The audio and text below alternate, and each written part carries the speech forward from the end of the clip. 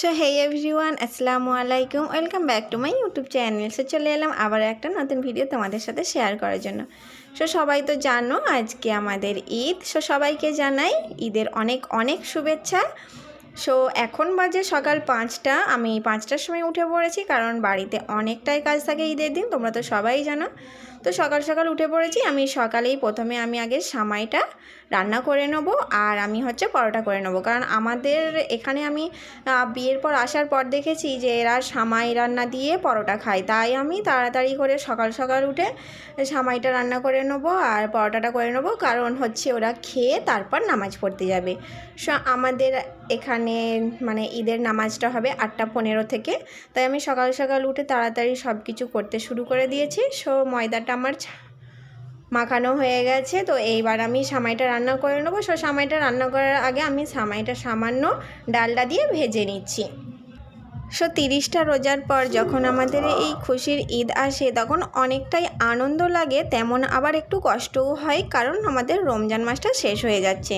So পরের বছর রমজান সবাই পাবে কে না পাবে, হয়তো আমিও পাবো না, সেই রকমও হতে পারে। তাই রমজানটা যেমন চলে যাওয়ার দুঃখ হয়, তেমন ঈদের আনন্দটাও লাগে। সো আমি এবার তাড়াহুড়ো করে সামাইটা রান্না করে নিচ্ছি।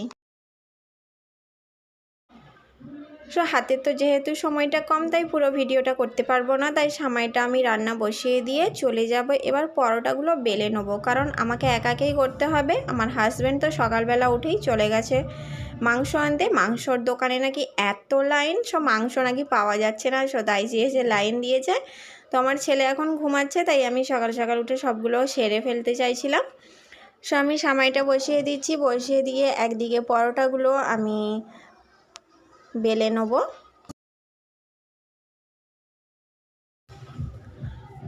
সো আমি এবার একটু তাড়াহুড়ো করে নিচ্ছি। তো আমি পরোটাগুলো বেলছিলাম, তার মধ্যেই দেখলাম যে আমার ছেলে উঠে চলে এসেছে।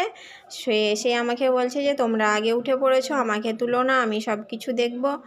সো উঠে চলে এসেছে। ও আমার হেল্প করবে বলছে আম্মু আমিও তোমার একটু হেল্প করব।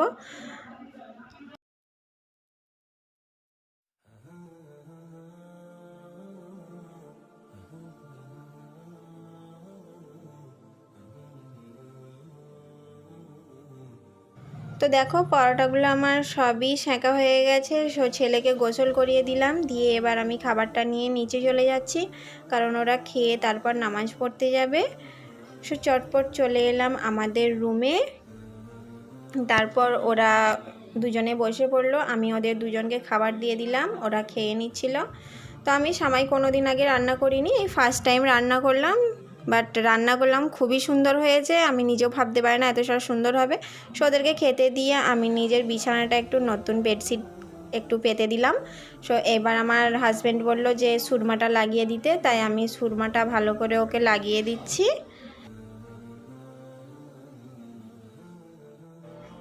সো হাজব্যান্ডের সুরমা লাগানো হয়ে যেতে ছেলে বলছে যে আমাকে ওই সুরমাটাই লাগিয়ে দাও, বাট আমি ওকে বললাম যে ওই সুরমাটা লাগালে চোখ জ্বালা করবে। তাই আমি আমার ল্যাকমির যে কাজল ছিল, আমি সেই কাজলটাই ওকে ভালো করে পরিয়ে দিলাম।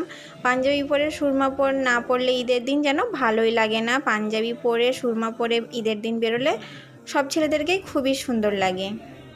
এটা পরা হয়ে গেছে, ওর পাপা পাঞ্জাবিটা পরে নিচ্ছে, আমিও ওকে চটপট পাঞ্জাবিটা পরিয়ে দিলাম। সো ওরা যখন পাঞ্জাবিটা কাটাতে গিয়েছিল, আমি তখন কালারটা বলিনি। সো দেখো ওদের এই পাঞ্জাবির কালারটা ওরা চুজ করেছিল, কাটিয়েছে। তো খুব সুন্দরই কাটিয়েছে। আর আমার ছেলের পাঞ্জাবিটা তো আরও সুন্দর কাটিয়েছে। আমার ছেলে যখন পাঞ্জাবিটা পরলো তখন ওকে খুবই সুন্দর লাগছিল।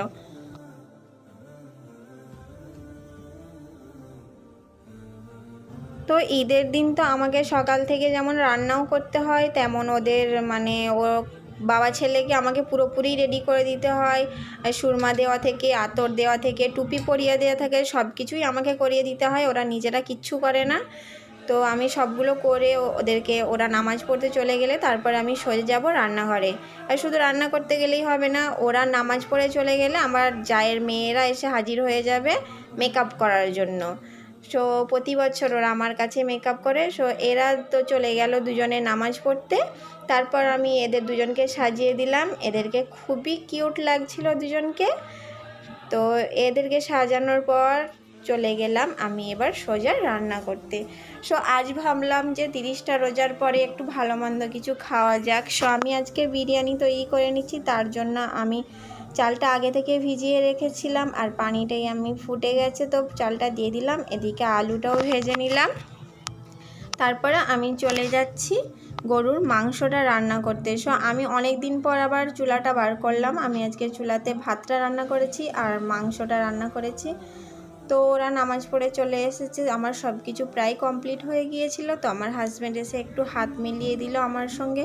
তো আমি একদিকে বিরিয়ানিটা সাজাচ্ছিলাম, তো অন্যদিকে আমার হাজব্যান্ড মানে প্রতি বছর ঈদে ওর একটা অভ্যাস আছে, ও চিকেন লেগ পিস নিয়েছে, ও সেটাকে নিজেই ভেজে নিজেই খাবে। সো ও ওটা ভেজে নিচ্ছে আর আমি এদিকে বিরিয়ানিটা সাজিয়ে নিচ্ছি।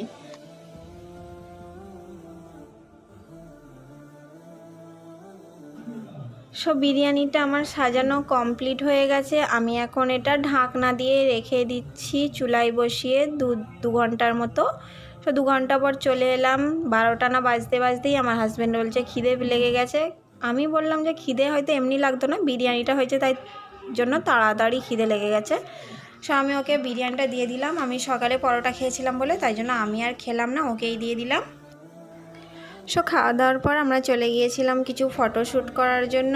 তারপর এইখানে হচ্ছে আমাদের রাতেরবেলা অনেক খেলার মানে আয়োজন করা হয় বাচ্চাদের।